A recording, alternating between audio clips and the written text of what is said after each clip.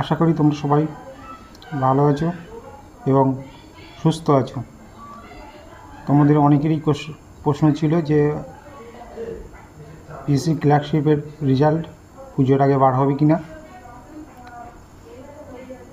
এবং 30শে নভেম্বর তার main exam হবে কি না।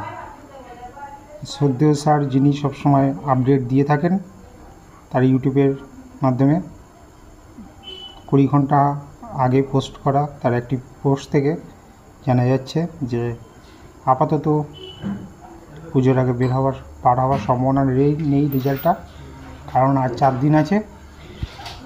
আর রেজাল্ট যদি পুজোর পরে বার হয় সেখানে 30শে নভেম্বর পরীক্ষা হওয়ার সম্ভাবনা খুবই ক্ষীণ। আর একটা সংবাদ শুনতে তোমাদের খারাপ লাগলেও এটাই বাস্তব যে রেজাল্ট বার হওয়ার পরেই তারপরে কিন্তু স্ক্যান কপিটা মানে প্রকাশ করবেন পিএসসির ওয়েবসাইট থেকে, যেটা আগে বলা হয়েছিল স্ক্যান কপি দিয়ে তারপরে রেজাল্টটা পাবলিশ করা হবে। কারণ যেহেতু সবাই কোশ্চেন পায়নি,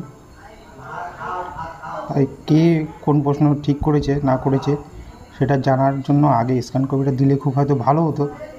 দেখা যাক এখন পরীক্ষাটা কবে হয় এবং রেজাল্টটা আশা করা যায় পুজোর পরেই চলে আসবে এবং খুব শীঘ্রই পরীক্ষাটা হয়ে যাবে। তোমাদের সবার